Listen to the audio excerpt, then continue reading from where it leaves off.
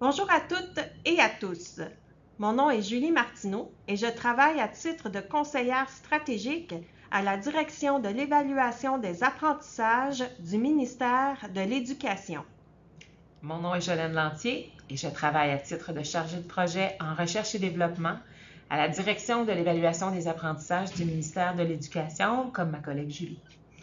Cette capsule vous informera sur la nouvelle mesure budgétaire 15-029, un soutien financier destiné à permettre un meilleur suivi des premiers apprentissages des élèves en lecture en première année du primaire. Voici les objectifs poursuivis par cette capsule d'information. Présenter la mesure budgétaire 15-029, soutien des premiers apprentissages de la lecture chez les élèves du premier cycle. Préciser la nature du suivi des premiers apprentissages de la lecture et proposer quelques balises pour le choix ou l'élaboration d'outils de suivi. Plusieurs provinces et États ont compris l'importance du soutien aux premiers apprentissages des jeunes élèves en lecture. Le Québec s'inscrit désormais dans cette tendance. Pourquoi le suivi des premiers apprentissages en lecture est-il si important? Notamment parce que nous savons que la compétence à lire est fortement corrélée à la réussite scolaire. Autrement dit, bien lire prévient les difficultés scolaires de façon globale. Les élèves qui lisent bien ont plus de facilité à comprendre les textes et à réussir les évaluations, et ce, bien au-delà des cours de français. Lire enrichit le vocabulaire en plus d'aider à structurer la pensée et d'améliorer la compréhension orale et écrite. Cela favorise aussi le raisonnement logique et critique. Les recherches montrent que les interventions précoces sont plus efficaces et moins coûteuses que les mesures correctives prises plus tard. Agir tôt, c'est investir intelligemment dans la réussite éducative des élèves. La mesure 15-029, soutien des premiers apprentissages de la lecture chez les élèves du premier cycle, est une mesure protégée. Une mesure dite protégée se définit de cette manière.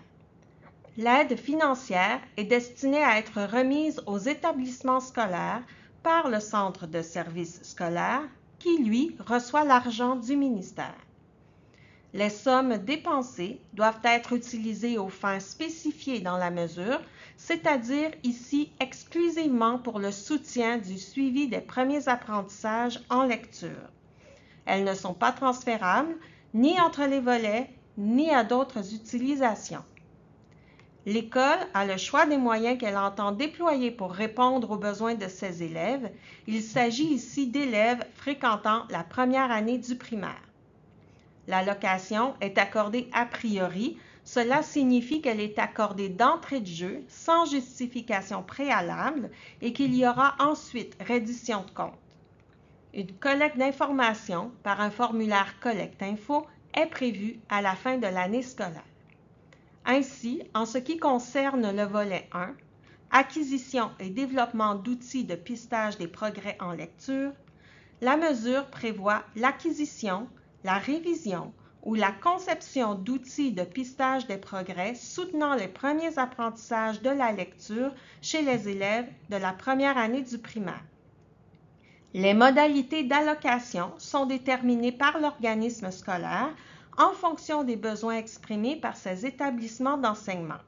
Par exemple, pour l'acquisition de trousses ou de licences existantes, ou encore pour le recours à un expert pour guider le développement d'outils adaptés à la réalité du milieu. Quant au volet 2, soutien à l'utilisation des outils, la mesure prévoit du soutien au personnel enseignant qui enseigne la langue d'enseignement en première année du primaire sous la forme de temps de libération. Les modalités d'utilisation sont au choix de l'établissement scolaire, par exemple pour l'appropriation des outils, le soutien à l'analyse des données ou encore des séances de travail entre collègues. Le ministère sait que des pratiques de suivi des premiers apprentissages existent déjà dans le réseau scolaire. La mesure vise à encourager ces pratiques en lecture tout en les enrichissant.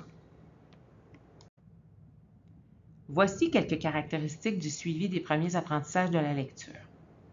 Tout d'abord, celui-ci se prépare en début d'année scolaire, au moment où le personnel enseignant effectue la planification de l'enseignement et de l'évaluation. Il est mené par le personnel enseignant, c'est-à-dire qu'il ne nécessite pas d'intervention spécialisée de la part du personnel professionnel. Puisque le personnel enseignant est celui qui est responsable de brosser le portrait de classe, il en est le chef d'orchestre. Mais la collaboration reste possible et souhaitable entre les enseignants et avec les autres membres du personnel de l'école ou de l'organisme scolaire, par exemple, les orthopédagogues, le personnel de soutien, les conseillères et les conseillers pédagogiques. Ce suivi s'effectue à l'aide de différents moyens et d'outils d'évaluation choisis par le personnel enseignant dans une perspective d'économie de temps, de moyens et de ressources. En effet, les moyens et outils d'évaluation sélectionnés par le personnel enseignant doivent être respectueux des élèves et de leurs caractéristiques. L'expérience devrait être perçue positivement par les élèves. Qu'entendons-nous par économie de temps? L'administration de l'outil ainsi que la correction sont courtes. Les informations au sujet des forces et des défis de l'élève sont presque immédiates et rapidement réutilisables. Qu'entendons-nous par économie de moyens? L'utilisation de l'outil est conviviale et ne nécessite pas une organisation complexe de la classe. Et finalement, qu'est-ce que l'économie de ressources? C'est l'utilisation d'un outil qui ne nécessite pas un équipement coûteux ou des ressources humaines importantes. Afin de compléter les informations, le personnel enseignant peut également utiliser les observations qu'il a recueillies en classe auprès de ses élèves, ainsi que lors de conversations qu'il aurait eues avec eux. Ainsi, le personnel enseignant est plus en mesure de déterminer les besoins d'apprentissage de chaque élève et, si nécessaire, de planifier et de fournir un enseignement plus intensif à certains élèves susceptibles d'en bénéficier. Quelles caractéristiques définirait le suivi des premiers apprentissages de la lecture? Nous pourrions dire que le suivi des premiers apprentissages de la lecture est un processus permettant de connaître les forces et les défis des lecteurs débutants. C'est une façon de cerner les élèves qui risquent potentiellement de rencontrer des difficultés en lecture, et c'est également un soutien à la planification d'un enseignement ciblé ou plus intensif auprès de ses élèves. C'est aussi un suivi des progrès tout au long de l'année scolaire. Ce n'est toutefois pas une façon d'identifier les élèves en difficulté dans la perspective de diagnostiquer des troubles spécifiques.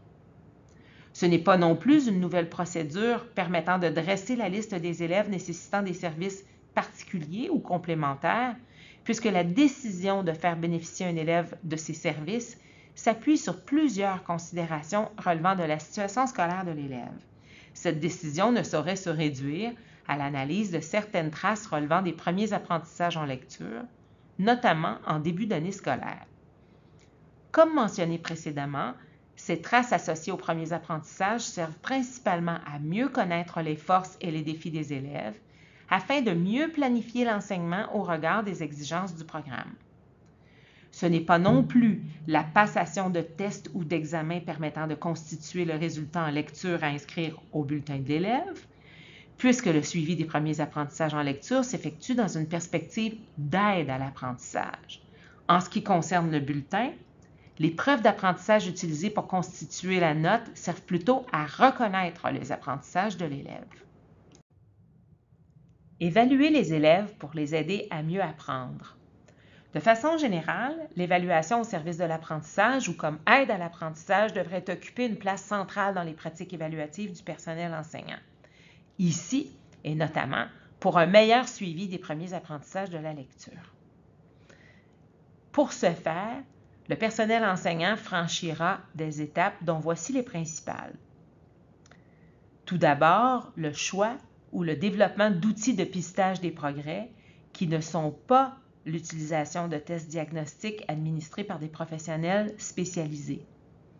Ensuite, la planification de la mise en œuvre de ces outils. Puis, il y aura prise d'informations sur les apprentissages des élèves à différents moments de l'année scolaire et analyse de cette information afin d'enrichir et de mettre à jour le portrait de classe. Au besoin, cette information sera utilisée pour intervenir auprès des élèves. En quoi l'information recueillie peut-elle soutenir l'enseignement et l'apprentissage de façon plus précise? Cette information permet de vérifier où les élèves en sont dans leur apprentissage des habiletés fondamentales en lecture afin de bien les situer par rapport aux apprentissages prévus au cours de la première année du primaire. Elle permet d'ajuster la planification pédagogique en fonction des caractéristiques des élèves, c'est-à-dire de leurs besoins et de leurs capacités, afin de mettre en place, pour l'ensemble des élèves, des conditions propices à la réalisation des apprentissages prévus tout au long de la première année. Au besoin, on pourra mettre en place des activités d'apprentissage plus ciblées pour certains élèves qu'il deviendra possible de regrouper en sous-groupes. En cours d'apprentissage, on peut vérifier à quel point l'intervention de l'enseignante ou de l'enseignant produit les effets escomptés sur les apprentissages des élèves et ajuster la planification si nécessaire. La possibilité de fournir régulièrement aux élèves des informations sur leurs forces et sur les prochains défis à relever en lecture est désormais introduite. En résumé, voici quelques fonctions associées au suivi des progrès en lecture. Ce suivi permet l'élaboration d'un portrait de classe pour dégager une vue d'ensemble des élèves. Il favorise le repérage des élèves qui peinent à faire les apprentissages prévus dans la planification, ainsi que la planification des interventions à mettre en œuvre pour soutenir ces élèves. Il permet également de vérifier l'effet réel des interventions mises en œuvre par l'enseignant auprès de ses élèves. Certaines balises doivent être considérées au moment de faire le choix d'un outil ou au moment d'élaborer un outil permettant le suivi des progrès des élèves. L'outil devrait évaluer les habiletés fondamentales en lecture. En fait, ici, nous sommes en première année du primaire. Donc, les deux aspects du décodage. Vous savez que le décodage est l'un des déterminants majeurs de la réussite des apprentissages en lecture. Il y a deux aspects qui doivent être travaillés en classe. Tout d'abord, l'exactitude, ou l'identification des lettres, des syllabes et des mots. Cette exactitude est associée à la précision ou à la justesse avec laquelle l'élève est en mesure de traiter les correspondances entre les unités écrites, les lettres, les graphèmes phonèmes, les syllabes, et les unités orales correspondantes, soit les sons. On associe ultimement l'exactitude à l'identification des mots. Les connaissances lexicales, qui incluent les connaissances morphologiques, facilitent cette identification. Outre l'exactitude, l'automaticité de la lecture orale, ou sa fluidité ou sa fluence, correspond au rythme de lecture de l'élève, soit à une vitesse appropriée à laquelle l'élève décode les mots sans effort. L'enchaînement approprié des mots et des phrases et le respect de la ponctuation facilitent la compréhension. Cette automaticité permet au lecteur de se dégager de la charge cognitive associée au décodage des mots pour mieux se concentrer sur le sens des mots et des phrases, ce qui mènera à la compréhension du texte. La compréhension aussi sera évaluée et c'est le processus par lequel le lecteur extrait le sens d'un discours ou d'un texte. Il serait intéressant que l'outil permette une passation de courte durée et une correction rapide par le personnel enseignant et que l'outil permette de brosser rapidement, au fil des prises d'information, le portrait de classe. Voici quelques exemples de pratiques qui sont reconnues par la recherche, notamment les collectes fréquentes de données et le travail en collégialité ainsi que l'accompagnement du personnel enseignant.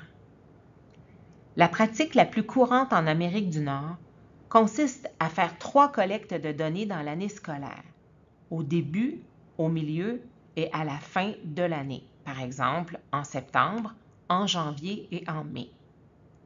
Il est recommandé de mener les collectes de données auprès de tous les élèves jusqu'à la fin de l'année scolaire. On détecte souvent de nouveaux élèves à risque dans la deuxième moitié de l'année. Les données permettent d'identifier les notions plus difficiles à apprendre et peuvent guider l'amélioration de l'enseignement. Voici les buts poursuivis par les exercices de prise d'information, d'interprétation et d'analyse des données recueillies. On souhaite offrir un enseignement qui répond aux besoins des élèves de la classe. On souhaite offrir un soutien supplémentaire aux élèves qui ont besoin de plus d'enseignement ou d'un enseignement différent pour développer leurs compétences à lire. Après interprétation et analyse des informations recueillies, selon le jugement du personnel enseignant, il devient possible de réorganiser la séquence d'enseignement initialement prévue dans la planification pédagogique en vue de consolider des apprentissages non maîtrisés, d'accorder plus de temps d'enseignement aux apprentissages qui posent davantage problème aux élèves, par exemple en leur offrant plus d'explications, plus de démonstrations par le modelage, un fractionnement des tâches apparaissant encore trop complexes, en offrant davantage de pratiques guidées ou autonomes, en offrant une rétroaction immédiate et centrée sur ce que l'élève a fait et qui l'a conduit à une bonne réponse ou à une erreur. Il devient possible de repérer les élèves qui ont encore besoin d'un soutien supplémentaire. Utiliser l'information sur les apprentissages des élèves constitue une façon logique de suivre leur progrès et de réguler l'enseignement. Il est d'ailleurs suggéré de se servir de cette information dans une perspective d'amélioration continue de l'enseignement. L'information pertinente pour ce faire provient de sources variées et sert à établir des objectifs, à prendre des décisions pédagogiques et à utiliser judicieusement le temps d'enseignement. Il est à noter que les meilleures interventions ne donnent pas nécessairement les mêmes résultats auprès de tous. Une planification pédagogique qui s'appuie sur les forces et les défis des élèves en lecture permet de s'assurer que toutes les activités d'apprentissage proposées sont pertinentes, c'est-à-dire qu'elles favorisent réellement le développement de la lecture chez tous les élèves. Cette introduction à la nouvelle mesure budgétaire 15-029 tire à sa fin. Pour des questions relatives à cette mesure budgétaire ou au processus de suivi des premiers apprentissages, nous vous invitons à écrire à l'adresse indiquée à l'écran. Merci.